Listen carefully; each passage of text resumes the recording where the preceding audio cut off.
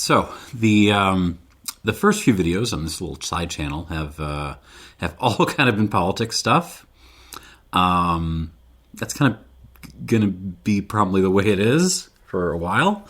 But today I wanted to step back so we could do a little bit of philosophy, which is also secretly politics stuff. But we'll get there.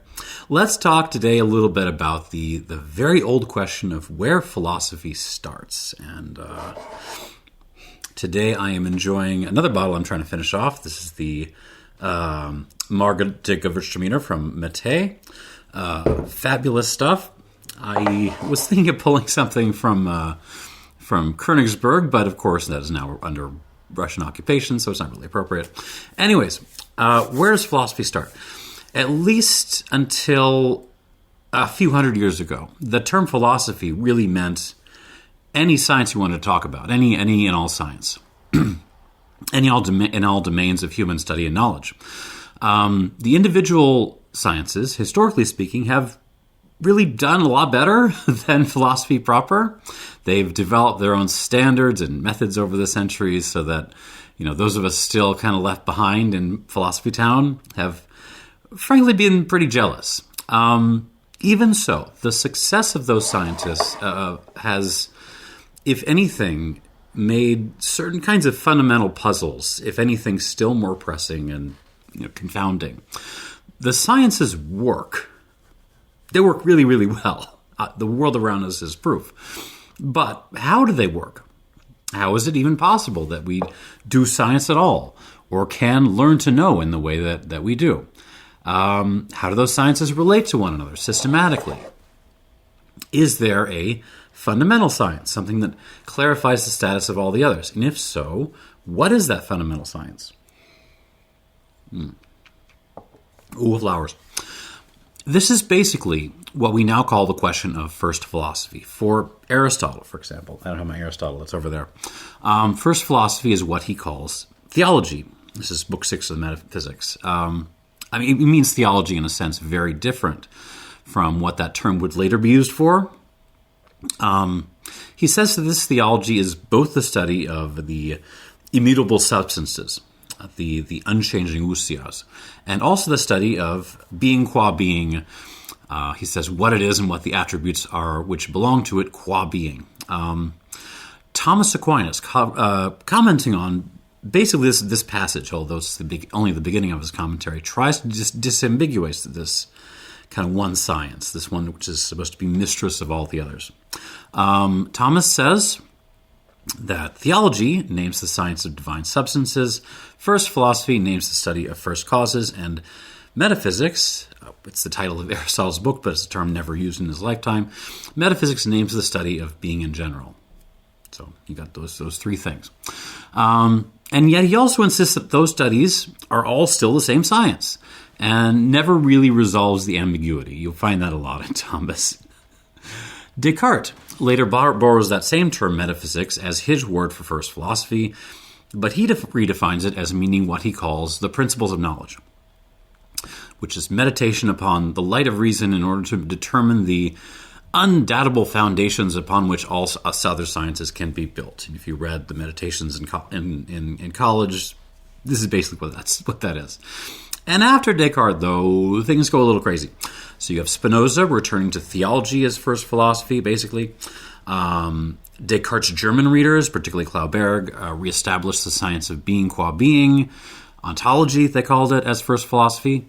Others went to logic and mathematics. We can also talk about pragmatism. Things were complicated. And for the most part, I would say now we kind of don't really care. Academic philosophers are really mostly trying to get, the next conference arranged. They're trying to get the next paper done. They ain't got time for that. They ain't got time for first philosophy. That's kind of how it mostly stands. But then there's Kant. Kant is always different. This guy.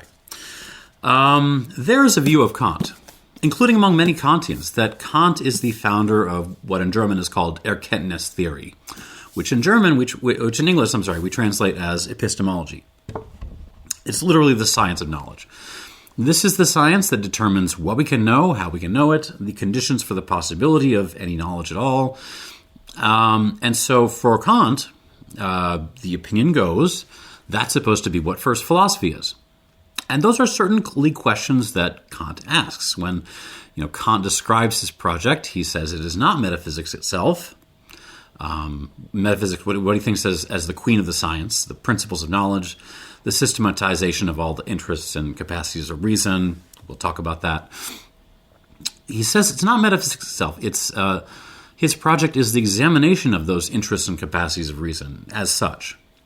But there's a problem with this kind of Erkenntnis theory reading of Kant. He doesn't call this project an epistemology or an Erkenntnis theory or anything like that. Kant's term for his project is critique. And when he characterizes what it is, he almost invariably speaks in political terms. You can kind of dismiss this as just a metaphor. I don't think it's a metaphor.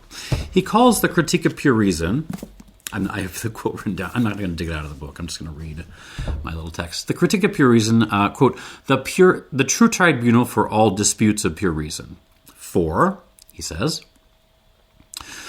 it is not involved with latter, as disputes which immediately go to the objects, but is set for this purpose, to determine and to judge the rights of reason, overall according to the principles of their first institution. Without this critique, the tribunal, reason is, as it were, in the state of nature and cannot make or secure its assertions and claims except through war. So this entire description is built upon political metaphor. And a tribunal is, which is what the critique is, he says that, is not a theory of knowledge. It's merely a forum for settling claims and disputes. And it is a forum whose right to do its job must be established politically, collectively.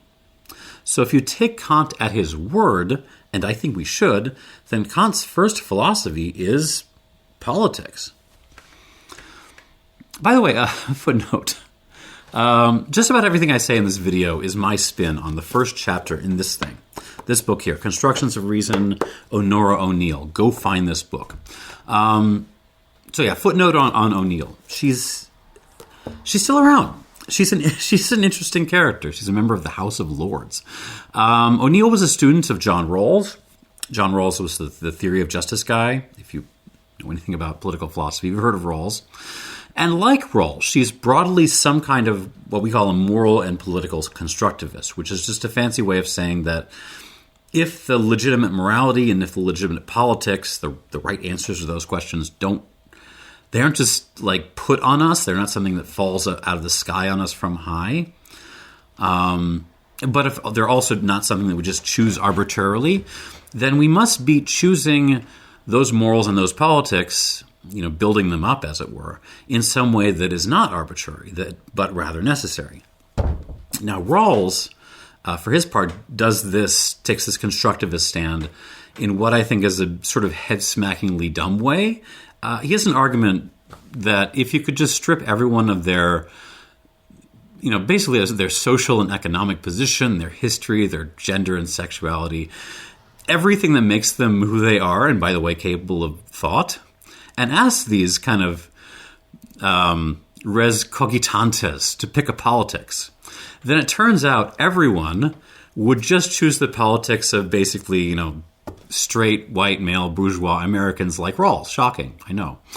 O'Neill, who's a much better reader of Kant, realizes that Rawls gets constructivism backwards, or maybe upside down. I'm not sure which. The politics at issue in Kant, close footnote. It's not, pulling an internally valid policy framework out of a hat, a priori, like Rawls. Just pulling this thing through pure reason for the purpose of ending all debate. Politics for Kant is teleological. It is fundamentally always open because it must include everyone.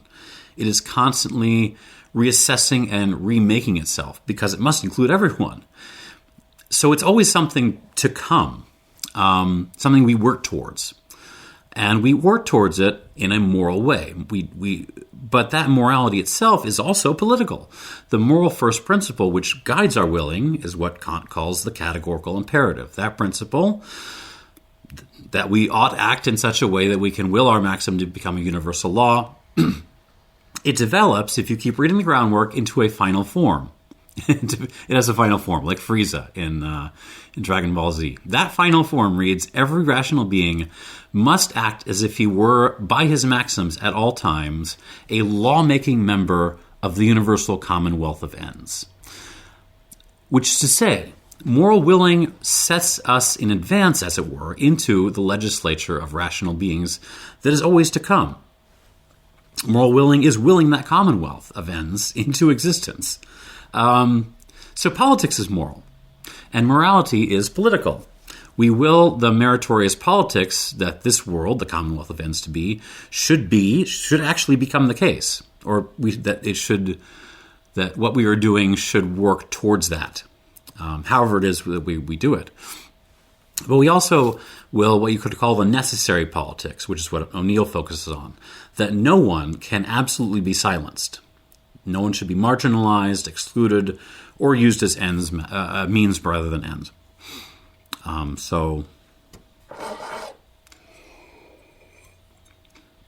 Second footnote, and I'm going to stop the footnotes here. I mean, if you take that idea of necessary politics seriously, you should see immediately the perversity of, let's call it current conservatism. Your typical conservative commentator right now is, in some sense absolutely right to rail against censorship, deplatforming, canceling, all that stuff. They are right. And they also speak in total bad faith because they are really only concerned about this when it is they and their allies who are being in any way challenged. Anyone else, they're pretty much always fine with it. Even more than that, they and their allies historically have the marginalization of entire communities basically right at the center of their project, whether they want to say it or not. When Kant speaks of moral evil, of the transgression of moral duty, he speaks of it not so much as, our willing evil directly. He speaks rather in terms of our kind of carving out an exception for ourselves, even as we actually will a different rule set for the rest of the world. Everyone else must follow the moral law, but we are a special case. We are an exception because we are victims, because we're the chosen one, whatever. So we're exempt from ordinary morality. That kind of logic, that is moral depravity in Kant's sense. And you will never find finer examples of it than in the conservative media sphere. Close footnote.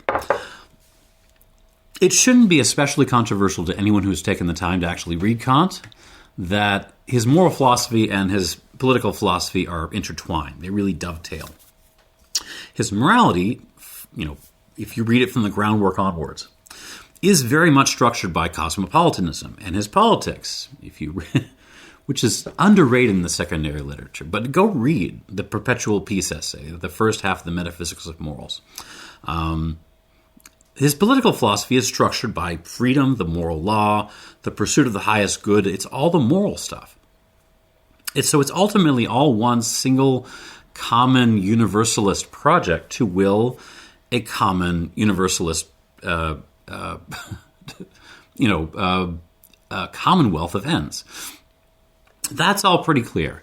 And also, I really have to emphasize this, one of the consequences of the fact that no one can be excluded from such a project in principle, no one can be denied a vote in the commonwealth of ends, is that disputes, as they cannot come up, cannot be settled by force. They can't be settled by war, but only by some kind of legal process with legitimacy granted to it by all parties in a kind of which is the process of the common project. And with that, we are right back to the topic of tribunals. Flowers. Again, none of that's controversial if we're just sticking to Kant's ethics and politics. What I'm saying, and what O'Neill is saying, is that for Kant, The same kind of political, intersubjective, cosmopolitan reasoning is also supposed to serve as first philosophy in general. That is, it's also supposed to secure the legitimacy of what he calls metaphysics.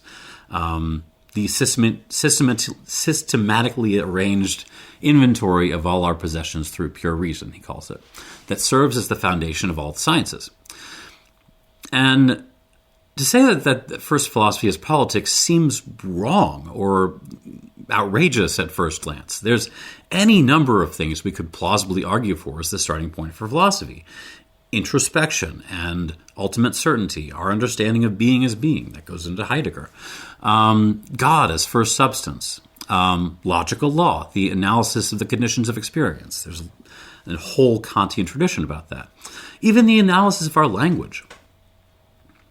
Politics is first philosophy. Politics is the foundation of science. It seems all wrong. Like, we want that foundation to be neutral, and politics is anything but neutral. It's too interested. It's too fluid. It's too combative. It's too limited in its scope and its capacities. It's too dependent upon checks and balances and compromises rather than rock solid certainty, which is what we want. But if what we want is a totally neutral place to start our thinking, because neutrality is solid and certain, then that's really exactly what Kant brings into question with the very first lines, the very first edition of the Critique. So this is the A Critique for you nerds out there. I'm just going to read my marked up version. Human reason has this peculiar fate, this is Kant, that in one species of its cognition it is burdened by questions which, as prescribed by the very nature of reason itself, it is not able to ignore, but which, as transcending all its powers, it is not able to answer. Think about that line carefully. Reason is talking about Kant is talking about reason as burdened, as driven to question. His opening gambit is to propose that reason is not neutral, and that's what I would say is his first huge step beyond the rest of modern philosophy. It's the opening of the book. Reason is not, as in Hume and Descartes and others, it's not a calculator. Reason is not just for sifting through data and spitting out conclusions, so that's infallible if only we use it correctly. For Kant, reason always has questions, goals, interests, projects, needs, duties. And it has all these appetites, even when it lacks the capacity to fully realize them in certain respects. And I think the radical nature of this claim has still not been fully appreciated, a couple of centuries after Kant. You may recall that Descartes, in his own time and the period to follow, was seen as taking doubt too far. Descartes was willing to doubt not just the existence of the world, but also the existence of God, even the legitimacy of mathematics. That's the first meditation, right? But what Descartes could never do was question the certainty and neutrality of what he calls the light of reason. Indeed, that apparent certainty, the certainty of those, most fundamental rational principles. Those are how Descartes progresses his way back out of doubt in the succeeding meditations. So Descartes never raises that question. Kant does. Kant does raise that question. And it's the starting point of the whole book. In the next several paragraphs, in the preface, Kant makes basically two parallel descriptions of reason and metaphysics. Metaphysics, again, being reason itself as built into a system, in order to illustrate the current state of their history. First, how has metaphysics proceeded up until now? I'm going to read again. Not from this, I'm going to read from my own notes. Reason begins with principles which it has no option save to employ in the course of experience, in which this experience at the same time abundantly justifies it in using.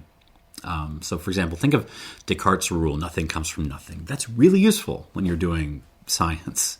Back to Kant, sorry.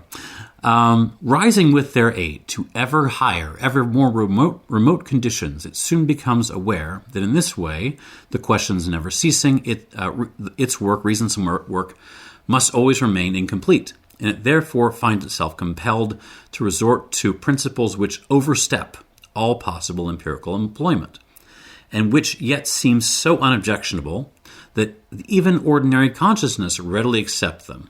But by this procedure, human reason precipitates itself into darkness and contradiction, and while it may indeed conjecture that these must be in some way due to unconcealed errors, it is not in a position to be able to detect them.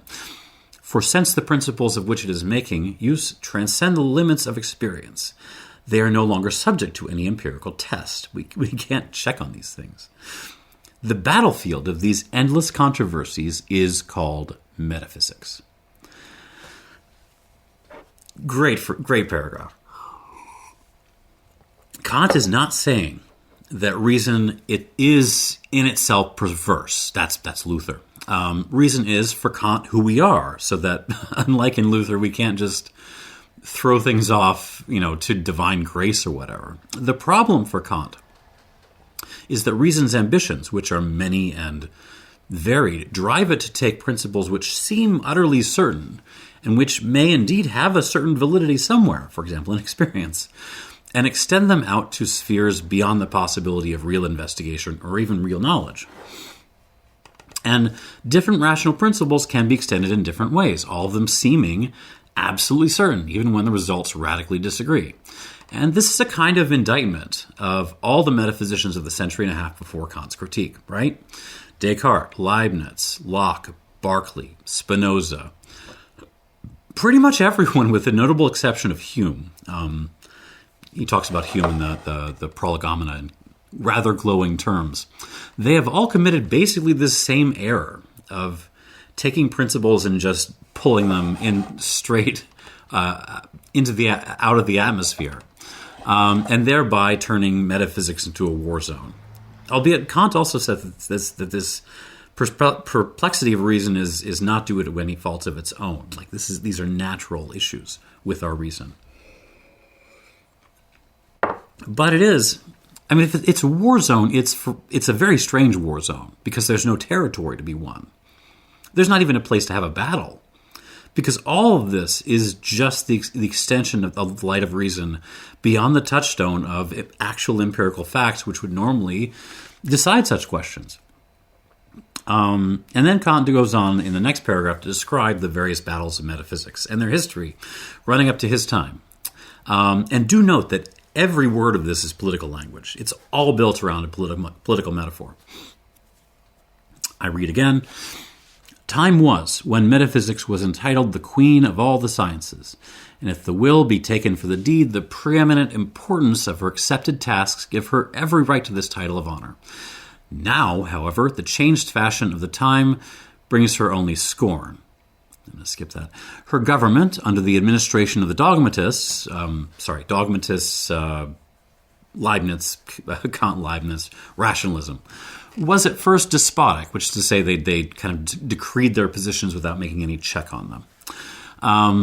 But inasmuch as the legislation still bore traces of the ancient barbarism, her empire gradually, through intestine wars, gave way to complete anarchy, which is to say total civil war within first philosophy.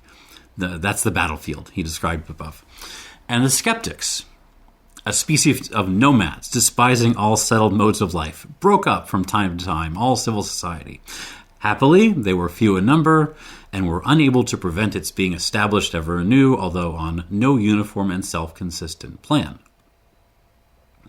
So that's the initial picture here. So philosophy is, if you like, a mess of little city-states constantly being razed to the ground by one another and also by marauding skeptics, and then rebuilt.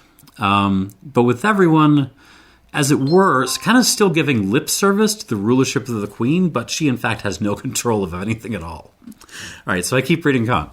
In more recent times, it has seemed as if an end might be put to all these controversies, and the claims of metaphysics receive final judgment through a certain physiology of the human understanding, that of the celebrated Locke. but it has turned out quite otherwise. For however the attempt be made to cast doubt upon the pretensions of the supposed queen by tracing her lineage to vulgar origins and common experience, this genealogy has, as a matter of fact, been fictitiously invented, and she has still continued to uphold her claims. In other words, we tried to tell a story that would base metaphysics in experience, empiricism. But in fact, this was it's another layer, it's another twist of the kind of warfare. Kant goes on, metaphysics has accordingly lapsed back into the ancient time-worn dogmatism, and so again suffers from that depreciation from which it was supposed to have been rescued. And now, after all methods, so it is believed, have been tried and found wanting, the prevailing mood is that of weariness and complete indifferentism, which is just to say, like, people have stopped caring. The mother of all in all sciences of chaos and night, but happily in this case, the source, or at least the prelude, of their approaching reform and restoration. For it at least puts an end to that ill-applied industry which has rendered them thus dark, confused, and unserviceable. But it is idle, he goes on, to feign indifference to such inquiries, the object of which can never be indifferent to our human nature. We can't just stop doing metaphysics. Indeed, these pretended indifferentists, however they may try to disguise themselves by submitting to a popular tone, substituting a popular tone for the language of the schools, inevitably fall back, insofar as they think at all, into those very metaphysical assertions that which they profess so greatly to despise. Which is, by the way, still true now. When you get popular books written by sciencey people, the folks who badmouth philosophers, whether they're badmouthing Kant or anyone else, they keep on reading, and they basically repeat all the same bad metaphysical assertions, the same dogmas. They just do it from a position where they're pretending to be outside of philosophy. Right? Close footnote. Kant. Back to Kant. Nonetheless, this indifference showing itself in the midst of flourishing sciences and affecting precisely those sciences is a phenomenon that calls for attention and reflection. It is obviously the effect not of levity, but of the mature judgment of the age, which refuses to be any longer put off with illusory knowledge. It is a call to reason to undertake the most difficult of all its tasks, namely that of self-cognition, and to institute a tribunal which will assure to reason its lawful claims, and dismiss all groundless pretensions, not by despotic decrees, but in accordance with its own eternal and unalterable laws. This tribunal is none other than the Critique of Pure Reason. And he finishes this discussion. I do not mean by this critique a critique of books and systems, but of the faculty of reason in general, in respect of all cognitions after which it may strive, independently of all experience. It will therefore decide as to the possibility or impossibility of metaphysics in general, and determine its sources, its extent, and its limits, all in accordance with principles. That is the first preface of the critique. It's all built-in politics talk.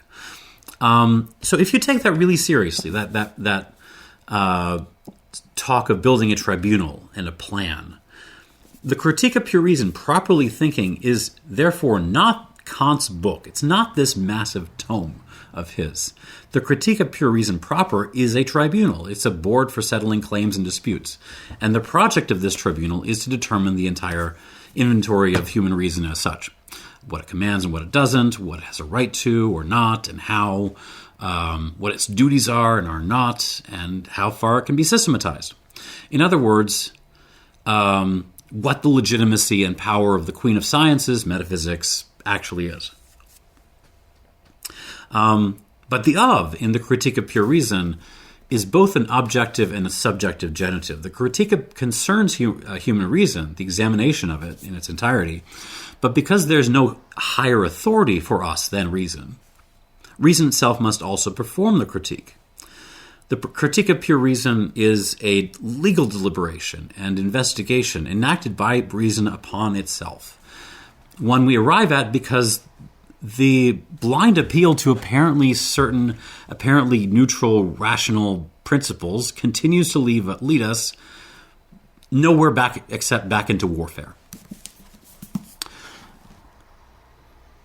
And here's the kicker.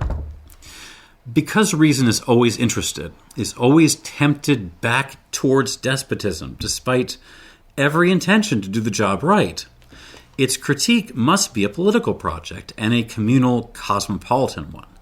Everyone must check everyone else, because we can't check ourselves. No one person or group can have authority to decide what metaphysics should look like. Indeed, not even Kant. This book, you might count it as a first draft of the real critique of pure reason, the tribunal. It might be a presentation to the assembly, but it can't be no more than that. So, indeed, there's a certain dark irony of the fact that I don't have Descartes with me, but the fact that Descartes' meditations were published together with the objections and replies to the meditations, which is to say there was an immediate engagement between various writers and thinkers in this text, except in the form of combat. Descartes taking on a number of prominent rivals instead of collaboration. Kant, by contrast, expected, when he published this, he expected the project of a critique of pure reason to be immediately taken seriously, if not necessarily his own formulation of it. He expected conversation partners. He expected fellow builders to kind of join this common project. And he was met by near total silence for years. It was really only interrupted by like a short book review by some Lockeans, Christian Garva and J.G. Feder, if you're nerdy. They basically understood the work as a kind of Berkeleyan idealism, which was exactly the kind of thing that Kant was at pains to dismantle. And really, by the way, if you want to read Kant at his kind of most exasperated and most desperate, go read his response to that review in the appendix to the Prolegomena in 1883. So yeah, silence and isolation for Kant's communal project for years. And even around the turn of the 1790s, when a certain Kantianism became more in vogue, Kant's own insights, such as they were taken up really only as a launching point for still more grand metaphysical despotisms and more civil wars, not collaboration. So from a historical point of view, even if Kant himself was and still is much respected and much invoked, it was really Reinhold and Hegel and Fichte and Schelling and the positivists and the so-called neo-Kantians. They're the ones who really won out. But that history doesn't mean that Kant was wrong about the political nature of first philosophy. He did very clearly underestimate how far I should say we philosophers prefer to kind of build out our own little rational empires, even if they're totally illusory, rather than demote ourselves and maybe give up on some of our cherished ambitions in order to work on a common project, a mere common project, even if that project might actually get somewhere. We prefer the dream of what Kant calls the tower that will reach the heavens, he says in the Doctrine and Method. Because that tower just always seems just one good argument away. One more good argument and we got it. It never comes, though.